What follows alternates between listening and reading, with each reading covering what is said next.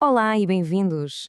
Depois da devastação da Segunda Guerra Mundial, o Reino Unido viveu uma experiência social, bem, radical.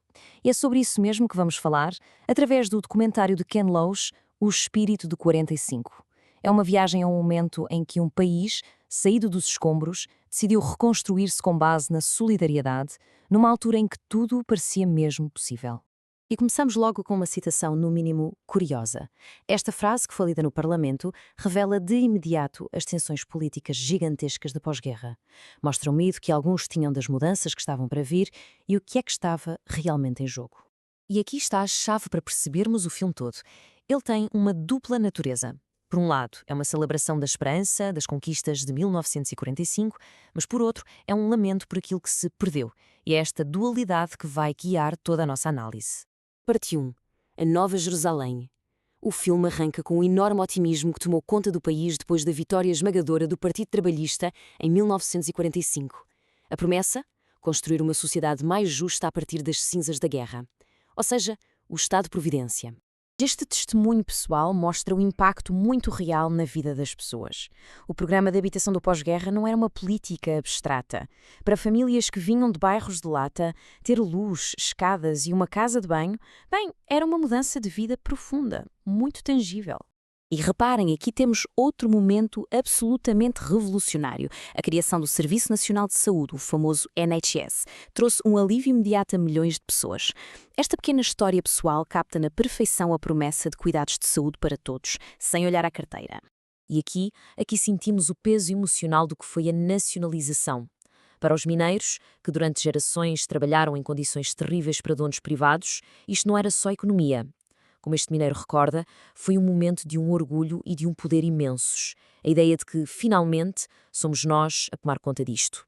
Portanto, para resumir, estes são os 4 grandes pilares que o filme celebra: saúde universal, as indústrias mais importantes sob controle público, habitação digna para todos e a garantia de emprego. Juntos foram a base do chamado consenso do pós-guerra, que foi aceito por quase todos os partidos durante décadas. Mas atenção, o filme não pinta um retrato totalmente cor-de-rosa e introduz aqui uma camada de complexidade. Mesmo dentro deste período de celebração, havia quem sentisse que a nacionalização não foi tão longe quanto devia. Era, como diz um dos entrevistados, a mesma estrutura de poder de sempre, só que com um nome diferente. E essa crítica interna, essa ideia de que a reforma não foi suficientemente longe, contrasta de uma forma brutal com o que veio a seguir. Porque agora, a narrativa dá um salto dramático, avançando décadas, para mostrar a inversão completa daquelas reformas. Ora, uma das principais críticas feitas ao filme é que ele basicamente salta por cima de quase 34 anos de história. Como podemos ver aqui, a narrativa salta do otimismo do pós-guerra diretamente para 1979, com a eleição de Margaret Thatcher, o evento que o filme aponta como ponto de viragem decisivo. Então, o que é que aconteceu a seguir? Bem, o filme detalha passo a passo as principais políticas que desmantelaram sistematicamente o Estado de Providência. A venda da habitação social, a privatização em massa de tudo e mais alguma coisa e o confronto direto com os sindicatos, que acabou em greves históricas e muito duras. Para mostrar o custo humano desta mudança toda, o filme usa testemunhos muito poderosos. Durante a greve dos mineiros de 1984, um dos conflitos laborais mais violentos da história britânica, esta pergunta de um mineiro transmite toda a raiva e o sentimento de injustiça que se vivia no terreno. E a resposta do filme a esta pergunta é uma escolha de edição, no mínimo direta. O filme estabelece uma ligação visual muito clara entre a política do governo e a violência nas ruas, através de um corte que um crítico chegou a descrever como infantilmente provocador.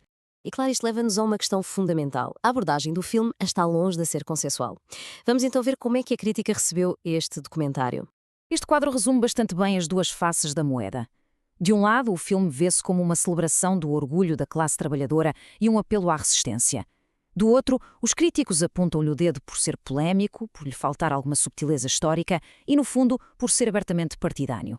No entanto, seria injusto dizer que todas as críticas foram negativas. Há um contraponto importante. Alguns analistas defendem que, apesar da sua posição muito clara, o filme toca em temas universais sobre a justiça social e poder económico que continuam a ser muito relevantes. Isso leva-nos direitinhos à parte final, o legado nos dias de hoje. Qual é a relevância deste filme para os desafios que vivemos agora? Bem, tanto o realizador como os críticos parecem concordar que as ligações são bastante claras. O filme faz a ponte para o presente de uma forma muito explícita, terminando com imagens de movimentos de protesto recentes.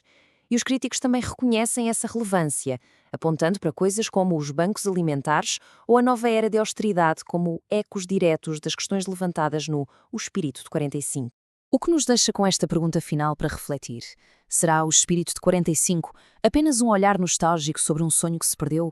Ou é, na verdade, um apelo à ação que continua a ser relevante para os desafios de hoje? A resposta, se calhar, depende da perspectiva de cada um. Obrigado por terem assistido.